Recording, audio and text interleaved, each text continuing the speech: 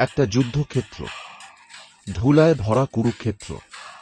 চারিদিকে তলোয়ারের ঝনঝনানি, শঙ্খধ্বনি আর মানুষের চিৎকার। সেই যুদ্ধক্ষেত্রের মাঝখানে দাঁড়িয়ে আছে অর্জুন, মাথা নিচু, হাত কাঁপছে, চোখ ভরা জলে। সে বলল, প্রভু, আমি পারব না। আমি কেমন করে যুদ্ধ করি নিজের আত্মদের বিরুদ্ধে? শ্রীকৃষ্ণ মৃদু হেসে বললেন, অর্জুন, এই দ্বিধাই তোমার শত্রু। এখানেই গীতার প্রথম উপদেশ। কর্ম কর, ফলের চিন্তা করো না। কৃষ্ণ বললেন, তুমি তোমার কর্তব্য পালন করো, ফলের আশা রেখো না। যে মানুষ ফলের জন্য কাজ করে সে বাধা পড়ে যায় নিজের ইচ্ছার জালে, কিন্তু যে শুধু কর্তব্যের আনন্দে কাজ করে সে মুক্ত, শান্ত, নির্ভয়। ভাবো তো, আমরা প্রতিদিন কাজ করি, পরিশ্রম করি, আশা করি কেউ আমাদের প্রশংসা করবে, সাফল্য আসবে। কিন্তু যদি ফল না আসে, মন ভেঙে যায়। ঠিক এখানেই কৃষ্ণের শিক্ষা।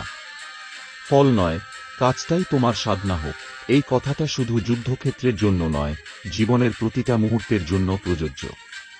তুমি গৃহস্থ, তুমি মা, তুমি কর্মী, তুমি শিল্পী, তোমার কর্তব্য আছে। তুমি সেই কাজটা করো মন থেকে, ভালোবেসে। ফল নিজের সময় আসবেই। সুর একটু উজ্জ্বল হয়। এখন গীতার দ্বিতীয় উপদেশ। যা কিছু ঘটছে তা ভালোই ঘটছে। অর্জুন আবার প্রশ্ন করল, প্রভু, যদি আমার প্রিয়জনরা মারা যায় তাহলে কেমন করে বলি সব ভালো? কৃষ্ণ বললেন, অর্জুন, আত্মা কখনো মরে না। শরীর বদলায়, কিন্তু আত্মা চিরন্তন।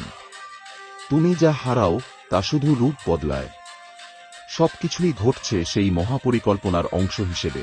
এই উপদেশটা জীবনের সবচেয়ে গভীর শান্তির উৎস। আজ যদি তোমার জীবনে ব্যর্থতা আসে, সম্পর্ক ভেঙে যায়, বা প্রিয় কেউ দূরে চলে যায়, মনে রেখো, কিছুই নষ্ট হয় না। সবকিছুর পেছনে একটা উদ্দেশ্য আছে। সময় গেলে বোঝা যায় কেন কিছু হারানোই ছিল আসলে পাওয়া। তুমি যদি গীতার এই দুই উপদেশ মনে রাখো, কর্ম করো, ফলের আশা রেখো না, আর যা হচ্ছে তা ভালোই হচ্ছে, তাহলে জীবন আর তোমাকে ভয় দেখাতে পারবে না।